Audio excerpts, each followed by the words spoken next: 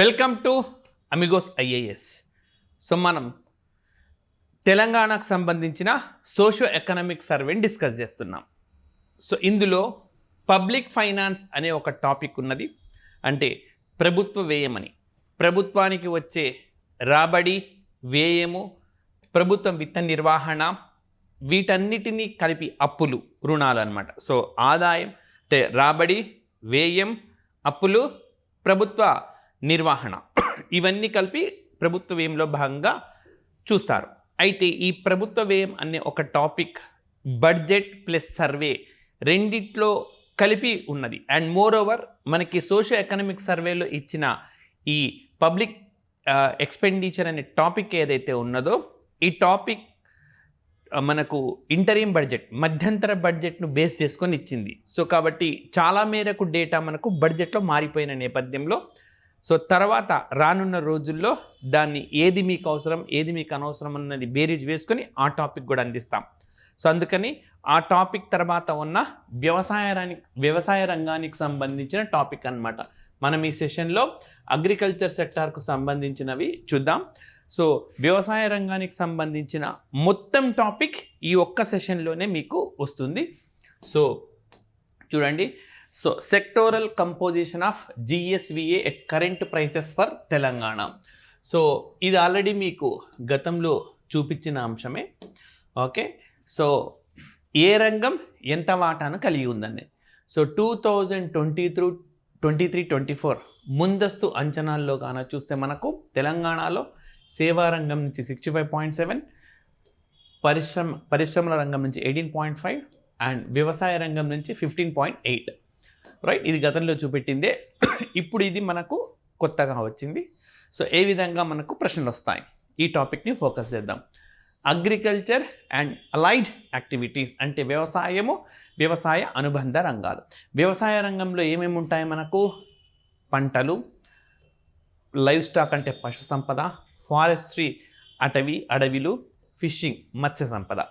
So ఈ topics అన్నీ కూడా మనకు వ్యవసాయ రంగం. యాక్చువల్గా మీరు జాతీయ ఆదాయం అనే టాపిక్ చదివితే అందులో మీకు వ్యవసాయ రంగం, పారిశ్రామిక రంగం, సేవా రంగం అని ఉంటుంది కదా. ఒక్కొక్క రంగంలో ఉపరంగం. సో వ్యవసాయము అనే రంగంలో ఇవి ఉపరంగాలు. పంటలు, పశు సంపద, అడవులు, మత్స్య సంపద, ఇవన్నీ కూడా ఉపరంగాలు ఉంటాయి. ఏ ఉపరంగం ఎంత కంట్రిబ్యూట్ చేస్తూ ఉంది వ్యవసాయ రంగానికి అన్నది మనకు చూడాల్సి ఉంటుంది. Agriculture and allied activities contribution to GSVA అంటే గ్రాస్ స్టేట్ వాల్యూ యాడెడ్, స్థూల రాష్ట్ర విలువ జోడింపుకు ఎంత కంట్రిబ్యూట్ చేస్తున్నాయి చూడండి. మనకు 2023-24 ముందస్తు అంచనాల్లో 47.5%తో క్రాప్స్ ఉన్నది. ఓకే, పంటలు. నెక్స్ట్ వచ్చేసి మనకు పశు సంపద 46.8%తో రెండవ స్థానంలో. అండ్ ఆ తర్వాత ఫిషింగ్ అంటే మత్స్య సంపద 3.5%తో మూడో స్థానంలో. నెక్స్ట్ వచ్చేసి ఫారెస్ట్రీ అడవులు మనకు 2.2%తో నాలుగవ స్థానంలో ఉంది. క్వశ్చన్ నెంబర్ 1, వ్యవసాయ రంగంలో అతి ఎక్కువగా వాటాను కలిగి ఉన్న ఉపరంగం ఏది అని అంటాడు. క్వశ్చన్ నెంబర్ 1 ఇది పంటలు.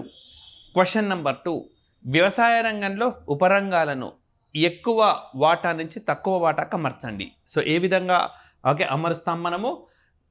పంటలు, తర్వాత పశు సంపద, తర్వాత మత్స్య సంపద, తర్వాత అడవులు.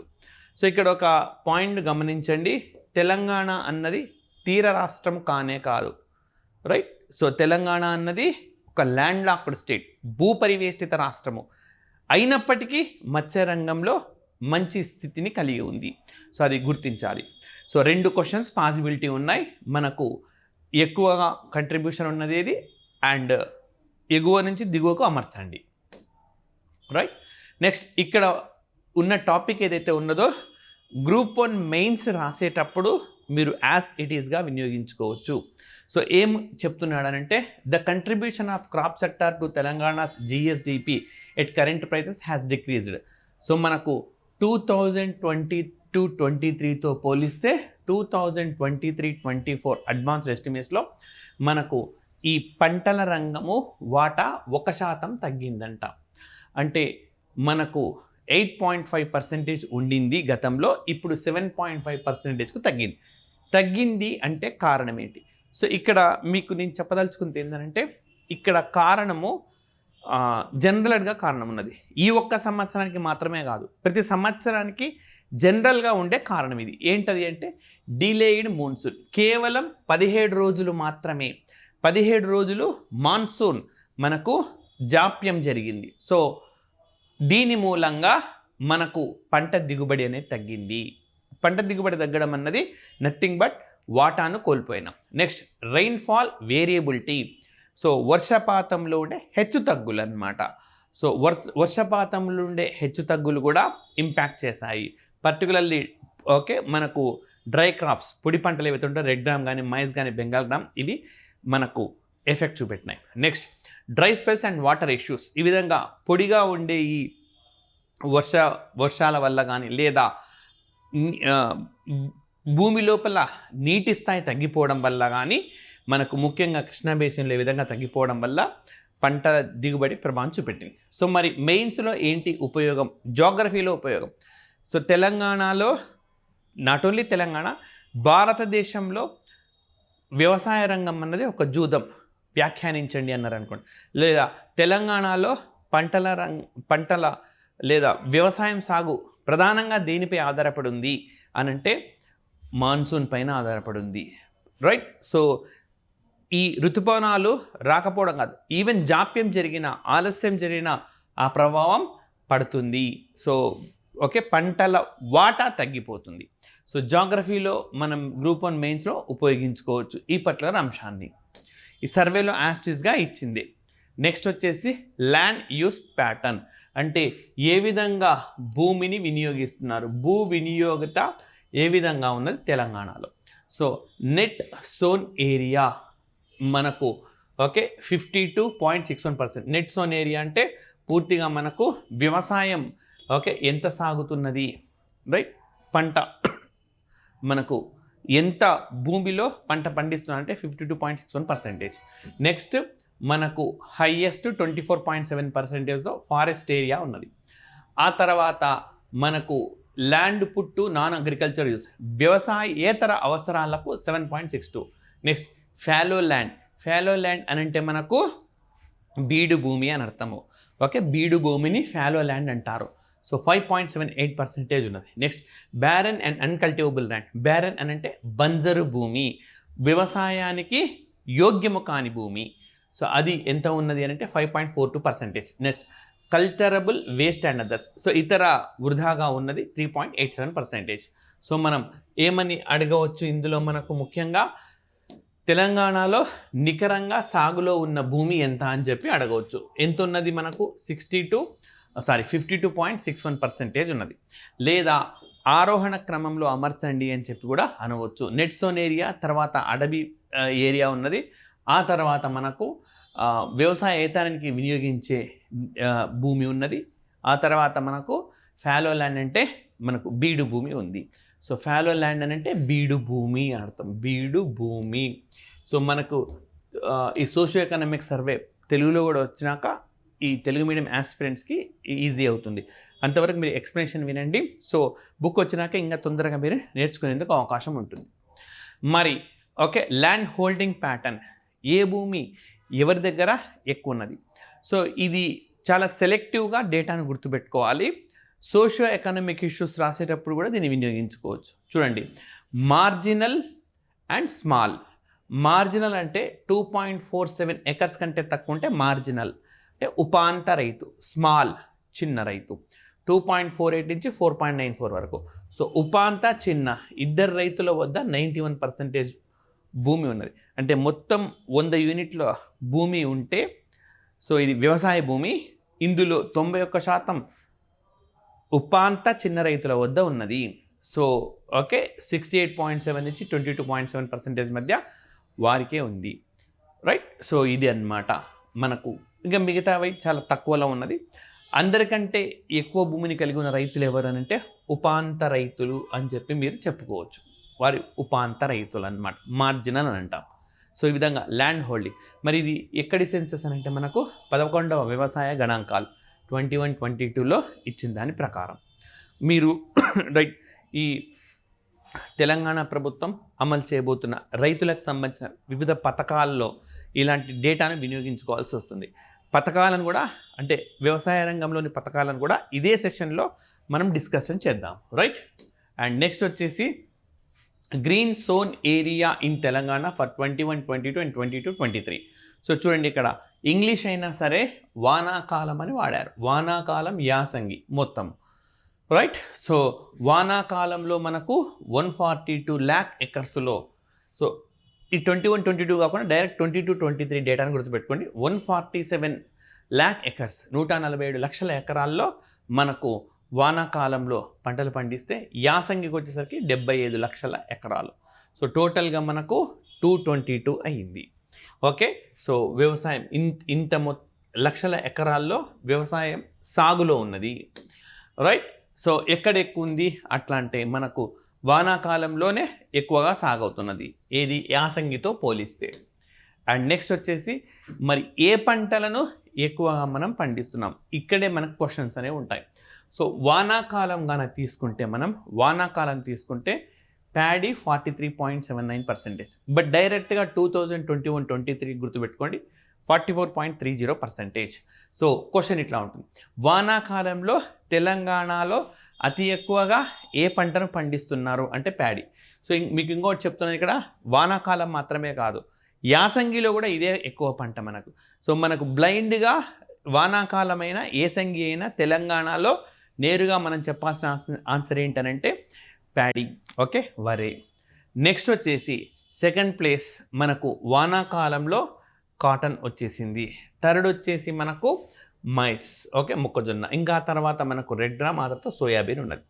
ఇంకా ఇట్లా కూడా అడగచ్చు, ర్యాంకింగ్ ఇవ్వమని. ఓకే, 1, 2, 3, 4, 5 వానాకాలంలో తెలంగాణలో ఎక్కువ ఏ పంటను పండిస్తారు, వరుసగా 5 ఆ క్రమంలో అమర్చండి అన్నప్పుడు. సో ఎప్పుడు వానాకాలమైన యాసంగి అయినా ప్యాడీని బ్రైన్గా గుర్తుపెట్టుకోండి, తర్వాతమే మీరు గుర్తుపెట్టుకోవాల్సి ఉంటుంది. వానాకాలం అయితే కాటన్, అదే మనకు రైట్ యాసంగి అయితే 2022-23లో ప్యాడీ 76.66%, రైట్. కానీ సెకండ్ వచ్చేసరికి మనకు మైజ్ వచ్చేసింది, అక్కడ కాటన్ ఉన్నది, ఓకే, పత్తి ఉన్నది అక్కడ. కానీ ఇక్కడికి వచ్చేసరికి మనకు మైజ్ వచ్చేసింది. ఇంకా తర్వాత మిగతావన్నీ ఉంటాయి. సో మనం ఒక 3-4 కన్నా గుర్తుపెట్టుకోవాలి. సో 4.87తో 3వ ప్లేస్లో బెంగాల్ గ్రామ్, ఆ తర్వాత గ్రౌండ్ నట్, ఆ తర్వాత జావర్, ఓకే, జొన్న, ఇవి ఉన్నాయన్నమాట. సో మరి 2 కాలాల్లో అగ్రస్థానంలో ఉన్న పంట వరి పంట, సో ప్యాడీగా ఉన్నది మనకు. అండ్ నెక్స్ట్ వచ్చేసి రైతుల సంక్షేమము, రైతుల సంక్షేమానికి సంబంధించి తెలంగాణలో ఏం జరుగుతూ ఉంది. సో ఇక్కడ నేను మీకు ఈ సోషియో ఎకనామిక్ సర్వేలో ఏముందో చెప్తున్నాను. కానీ ఇక్కడ మీరేం చేయాలి అని అంటే రైతు భరోసాకు ఎంత కేటాయించారు ప్రస్తుత బడ్జెట్లో, ఆల్రెడీ బడ్జెట్ వచ్చేసింది. సో బడ్జెట్లో ఎంత కేటాయింపులు జరిగినాయి ఆ పాయింట్ కంపల్సరీ మీరు నేర్చుకోవాల్సి ఉంటుంది. సో రూపాయలు 15,000 per acre for agriculture land holders and tenant farmers. So ఎకరాకు 15,000 రూపాయలు ఇస్తారనమాట. ఏ పథకంలో భాగంగా అంటే రైతు భరోసా. మనకు బీఆర్ఎస్ ప్రభుత్వం ఉన్నప్పుడు రైతు బంధు అనే పేరుతో అమలు చేసిన పథకం ఇక్కడికి వచ్చేసరికి రైతు భరోసాగా మారింది. రైతు బంధులో అది ఎవరి పేరు మీద భూమి ఉందో వాళ్ళకి ఇచ్చినారు, సాగు చేస్తుంది వాళ్ళేనా కాదా అన్నది ఎక్కడా పరిశీలించలేదు. సో నేరుగా ఎవరి పేరు మీద భూమి ఉన్నదో వాళ్లకు నేరుగా దక్కింది. ఒక్కొక్క ఎకరాకు 5,000 దక్కింది. ఎన్ని ఎకరాలు ఉంటే అన్ని ఇంటూ 5,000, ఎలాంటి పరిమితి అంటూ లేదు. మరి రైతు భరోసాలో 15,000 ఎకరాకి ఇస్తారు. అండ్ అక్కడ టెనెంట్ ఫార్మర్స్కి లేదు. రైతు బంధువులో మనకు టెనెంట్ ఫార్మర్స్ అని అంటే ఎవరైతే నిజంగా సాగు చేస్తూ ఉంటాడో, రైట్. సో కౌలు రైతుగా చెప్పుకోవచ్చు. కౌలు రైతుకు లేదప్పుడు, యజమానికి మాత్రమే ఉన్నది. సో మనకు గ్రూప్ 1, గ్రూప్ 2 లాంటి ఎగ్జామినేషన్స్లో ఏ విధంగా క్వశ్చన్స్ అడుగుతారంటే రైతు బంధుకు రైతు భరోసాకు మధ్య తేడా ఏంటి, అమౌంట్ తేడా ఎవరైనా రాస్తారు. ఓకే, అప్పుడు 10,000 వచ్చేది ఎకరాకి, ఇప్పుడు 15,000 వస్తుంది. ఆ అమౌంట్ తేడా మీరు ఏ చిన్నపిల్లగా అడిగినా నంబర్స్ చూసి చెప్తాడు. కానీ గ్రూప్ 1 మెయిన్స్ రాసేటప్పుడు ఇంట్రొడక్షన్లో మనం ఈ ఈ పర్టికులర్ పాయింట్ని వినియోగించుకోవాల్సి ఉంటుంది. అంటే ఏ విధంగా రాస్తామో, కేవలం భూమి యజమానులకు మాత్రమే రైతు బంధు దక్కగా యజమానులు అదేవిధంగా కౌలు రైతులకు కూడా మేలు కల్పించేలా పథకంలో మార్పులు చేసి ప్రస్తుత ప్రభుత్వం అమలు చేస్తుంది. అంటే మీరు ఇక్కడ ఎన్ని అంశాలు తెలియజేసినారు మీ పేపర్ని కరెక్షన్ చేసే ఎగ్జామినర్ కంటే, గతంలో రైతు బంధు విధి విధానాలు మీకు తెలుసు, ప్రస్తుతం ఉన్న రైతు భరోసా విధి విధానాలు మీకు తెలుసు అని చెప్పినారు. అమౌంట్ అయితే ఎవరైనా రాయగలుగుతారు, అమౌంట్ అసలు ప్రాబ్లమే కాదు, రైట్? సో అప్పుడు 10,000 వచ్చేది ఎక్కడికి 15,000, పైగా అప్పుడు ఎలాంటి పరిమితి లేదు, ఇప్పుడు పరిమితితో కూడుకొని ఉన్నది. సో స్పష్టంగా చెప్పింది గవర్నమెంట్, మేము పరిమితి విధిస్తాము. మరి ఎంత ఎకరాలకు పరిమితి విధిస్తారో ఇందుకు గాను ఒక కమిటీని ఏర్పాటు చేసింది. సో ఆస్పిరెంట్స్ ఎవరైతే సీరియస్గా ప్రిపేర్ అవుతున్నారో కంపల్సరీగా అప్డేటెడ్గా ఉండండి. మీరు గవర్నమెంట్ ఆ పరిమితి నియమావళి రూపొందించగానే ఇక్కడే మీరు అప్డేట్ చేసుకోవాల్సి ఉంటుంది. మరొకటి ఏంటనంటే, గతంలో వ్యవసాయ కూలీలకు, శ్రామికులు ఎవరైతే ఉంటారో కష్టపడి పనిచేస్తారో వాళ్లకు ఎలాంటి అమౌంట్ లేదు. ఇప్పుడు మాత్రం 12,000 రూపాయలు వ్యవసాయ కూలీలకు అందిస్తున్నారు సంవత్సరానికి, ఇది రైట్. సో ఇక్కడ మనకు ఈ రైతు భరోసా అనే ఒక ప్రోగ్రామ్ని ప్రవేశపెట్టారు. విధి విధానాల ఖరారైన అప్డేట్ చేసుకోవాలి. ఇంకా నేనేమి అప్డేట్ చేసుకోవాలని చెప్పినాను, బడ్జెట్ ఏదైతే ఉందో బడ్జెట్ నుంచి మీరు అమౌంట్ను ఎంత కేటాయించారనేది తీసుకోవాల్సి ఉంటుంది. నెక్స్ట్ వచ్చేసి పంట బీమా, క్రాప్ ఇన్సూరెన్స్. సో బీఆర్ఎస్ ప్రభుత్వం ఉన్నప్పుడు అప్పుడు PMFBY అంటే ప్రధానమంత్రి ఫసల్ బీమా యోజన అనే పథకం నుంచి నిష్క్రమించింది. సో కానీ కాంగ్రెస్ ప్రభుత్వము మళ్ళీ ఈ పథకంలో జాయిన్ అయింది. సో మనకేమని అడగవచ్చు, వ్యవసాయ రంగంలో కొత్త ప్రభుత్వం ఏర్పాటైన తర్వాత వ్యవసాయ రంగంలో కింద వచ్చిన మార్పులు ఏంటి? రైతు బంధు రైతు భరోసాగా మారింది. రాష్ట్ర ప్రభుత్వం మరోసారి ప్రధానమంత్రి ఫసల్ బీమా యోజనలో చేరింది. ఇట్లా రకరకాల కాంబినేషన్స్ ఇస్తారు. సో మీరు సరైనవి ఎంచుకోవాల్సి ఉంటుంది. కాన్సెప్ట్స్ అన్ని క్లియర్గా మీరు నేర్చుకుంటే సర్వే ఆధారంగా, సోషియో ఎకనామిక్ సర్వే ఆధారంగా, ఎకనామిక్ సర్వే ఆధారంగా, బడ్జెట్ ఆధారంగా నేర్చుకుంటే ఎలాంటి క్వశ్చన్ వచ్చినా ఆన్సర్ చేయవచ్చు. సో మరి ప్రధానమంత్రి ఫసల్ బీమా యోజన అనేది కేంద్ర ప్రాయోజిత పథకంగా చెప్తాం, అంటే సెంట్రల్ స్పాన్సర్డ్ స్కీమ్. మరి కేంద్ర ప్రాయోజిత పథకము అనంటే ఈ పథకంలో చేరితే 60% కేంద్రం భరిస్తుంది పథకానికి అయ్యే వ్యయం, 40% రాష్ట్రం భరిస్తుంది.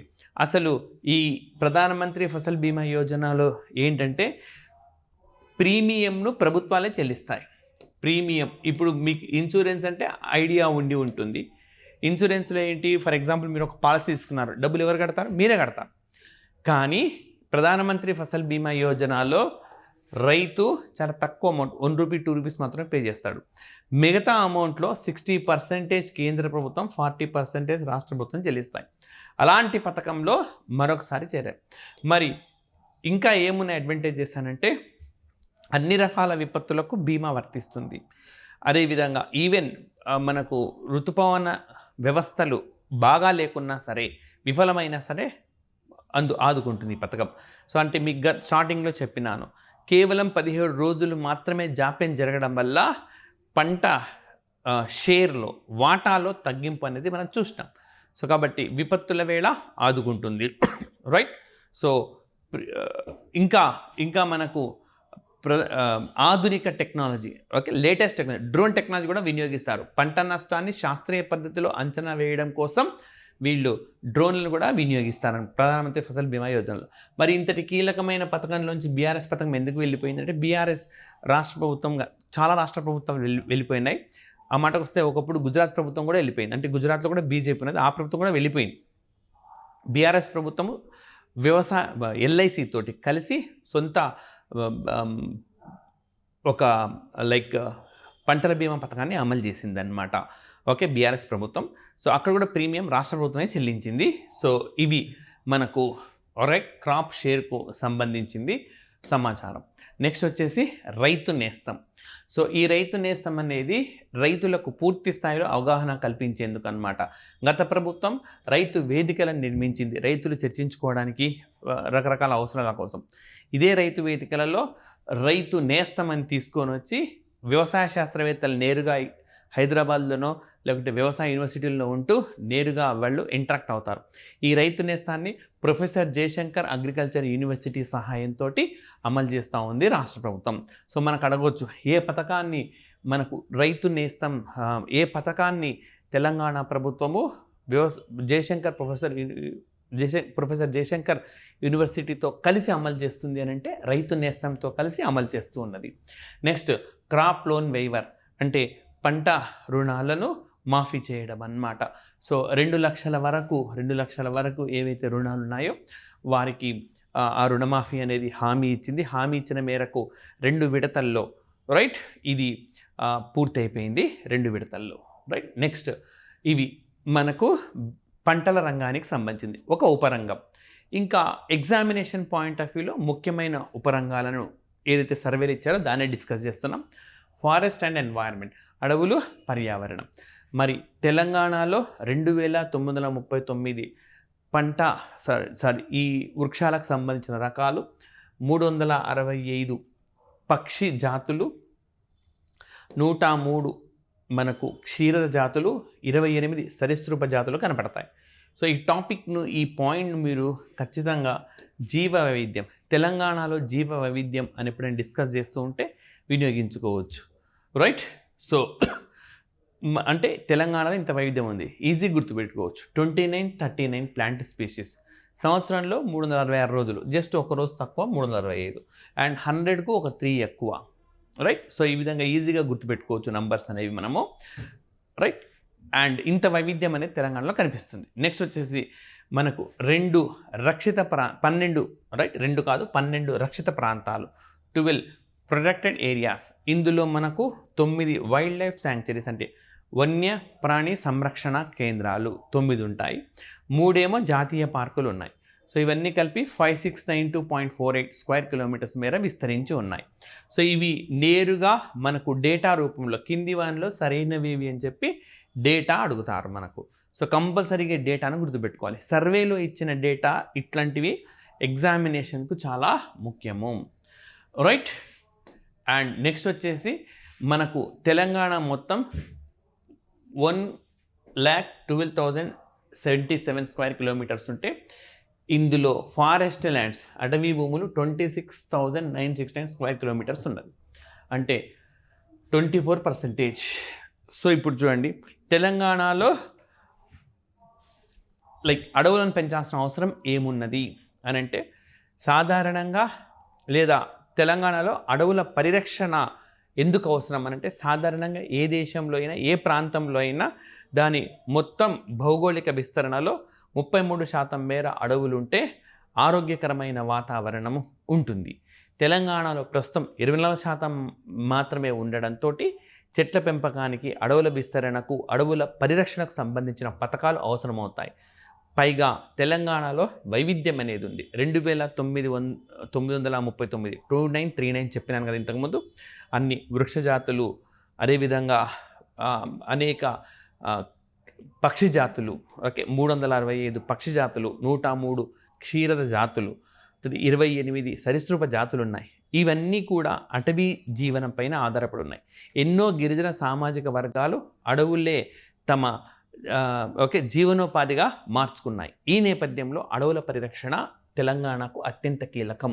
సో జాగ్రఫీలో రాసే అవకాశం ఉంటుంది, పర్యావరణం గురించి రాసేటప్పుడు మనం వినియోగించుకోవచ్చు. లోకల్ ఇన్ఫర్మేషన్ని మనం పర్యావరణానికి ముడిపెడతా ఉన్నాం, చాలా మంచి ఆహ్వానించదగ్గ ఆన్సర్గా మారుతుంది అది. సో ఈ విధంగా మనం ఇది కూడా మెన్షన్ చేయొచ్చు. 24% ఉంది, 33% తీసుకుపోవాలి. అట్ ద సేమ్ టైం అవన్నీ కూడా పరిరక్షించాలి. Next, forest cover in the state is marginally better than the national average.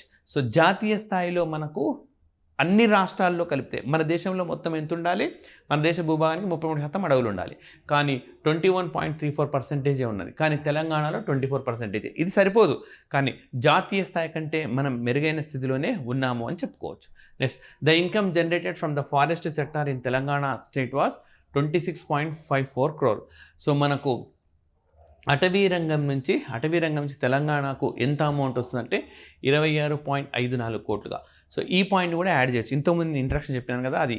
So కేవలం పర్యావరణ పరిరక్షణే కాకుండా అనేక జాతులకు నిలయంగా ఉన్న తెలంగాణ అడవులు ఆర్థిక పరంగాను తెలంగాణకు వెన్నుదన్నుగా ఉన్నాయి. 26.54 crore మేర ఆర్జించి పెడుతున్నాయి, రాష్ట్ర ఖజానాకు చేరవేస్తున్నాయి. అంటే పర్యావరణం పరంగా ముఖ్యం, జీవ వైవిధ్యం పరంగా ముఖ్యం, ఆర్థిక పరంగా కూడా ముఖ్యము, కొన్ని సామాజిక వర్గాలు కూడా అత్యంత కీలకం. అన్ని పాయింట్స్ మనం అన్ని కోణాల నుంచి కవర్ చేసాం ఇంట్రొడక్షన్లో. ఆ తర్వాత ఒక్కొక్కటి రాసుకుంటే ఎక్స్పాండ్ చేస్తాం. ఇంట్రొడక్షన్ అంటే ఏం లేదు, మీరు బాడీలో రాయబోయే ప్రతిదీ ఇంట్రొడక్షన్లో 3 లైన్లు వచ్చేసేయాలి. ఒక్కొక్క పారాగ్రాఫ్లో ఎక్స్పాండ్ చేసుకుంటూ వెళ్ళి లాస్ట్ కంక్లూజన్ ఇవ్వాలి.